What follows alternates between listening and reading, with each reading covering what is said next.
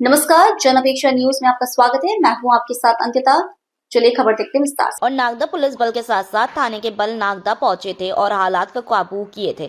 इस उद्देश्य को लेकर आज जिसके बाद व्यवस्था को सुदृढ़ बनाए रखने के उद्देश्य से आज नागदा पुलिस एवं प्रशासन द्वारा शहर के प्रमुख मार्गों एवं संवेदनशील क्षेत्रों में फ्लैग मार्च का आयोजन किया गया।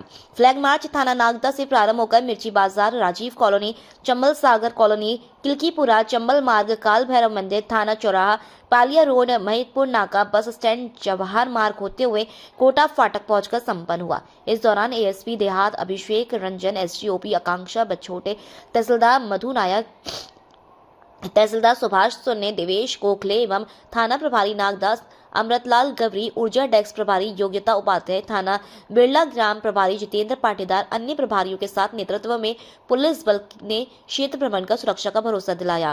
रात में ट्रेन में एक पक्ष के साथ मारपीट हुई है। कुछ ऐसा आरोप है कि एक वर्ग विशेष के लोगों ने उसमें मारपीट की है। ये किस तरह का घटनाक्रम रहा और रात को बड़ी संख्या में हिंदू और मुस्लिम पक्ष के जो दो लोग हैं आपस में आमने सामने होने की स्थिति थी, लेकिन पुलिस ने इस पूरे लॉ एंड ऑर्डर को संभाला है। किस तरह का मामला रहा और क्या इसमें कार्रवाई हुई है? कल रात में जीआरपी थाने से नागदा से सूचना आई कि ट्रेन में दो पक्षों के बीच में विवाद हुआ है, जिसके संबंध में जीआरपी पे, क्योंकि ट्रेन जीआरपी रतलाम की तरफ से आ रही थी तो जीआरपी रतलाम में मामला दर्ज किया गया। 0 पे यहाँ कायमी कराई गई। उसमें 6 आरोपियों को, बच्चे की तरफ से जब एफआईआर दर्ज की गई थी उसमें 6 आरोपियों को एक पक्ष के गिरफ्तार किया गया। उसके पश्चात दोनों समुदाय के लोग जीआरपी थाने पर इकट्ठे हुए और जिसमें एक पक्ष ने बाहर कुछ उपद्रव करने का प्रयास किया तो मौजूद बल ने लाठीचार्ज करते हुए हल्का बल का प्रयोग करते हुए उनको तत्काल डिस्पर्स किया।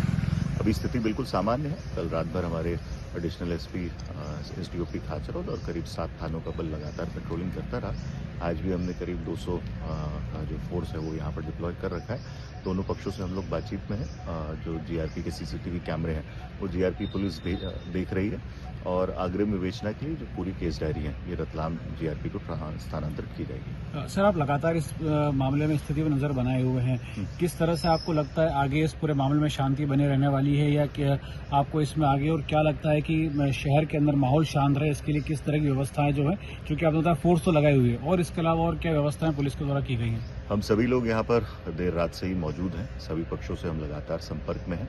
जिनके द्वारा बदमाशी की गई है उन सभी के विरुद्ध एफआईआर दर्ज की गई है। मैं आप सभी से अनुरोध करना चाहूंगा किसी प्रकार की अफवाह का ध्यान ना दें। जीआरपी और रतलाम पुलिस लगातार सारे सीसीटीवी फुटेज को खंगाल रही है। हम सभी टेक्निकल सहायता और जो उपलब्ध संसाधन है वो सभी उनको उपलब्ध कराए गए। जो लोग इसमें षड्यंत्र में शामिल होंगे या जिनके द्वारा ये घटना की गई है उन सभी को आरोपी बनाया जाकर शीघ्र गिरफ्तार किया जाएगा। 7 लोगों को ऑलरेडी हम लोगों ने हिरासत में लिया है, जिनको माननीय न्यायालय में पेश किया जाएगा और उनकी पुलिस रिमांड ली जाएगी। सर, पीड़ित पक्ष का कहना है कि रतलाम से ये लोग चढ़े थे, तो आरोपी कहाँ के रहने वाले, नागदा के, खाचरोद के या रतलाम के? ये आरोपी जो है ये रतलाम से चले थे परंतु नागदा के ही रहने वाले हैं।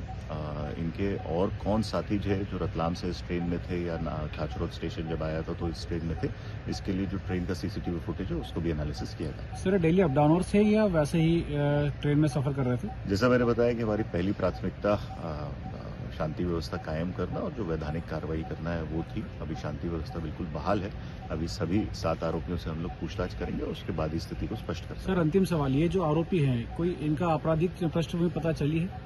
मैंने पुनः दोहराना चाहूंगा कि जैसा मैंने बताया कि सबसे पहले हमारा प्रयास रहता है कि शांति व्यवस्था कायम हो, सामान्य जनजीवन जिस तरह से चलता है वैसा चले।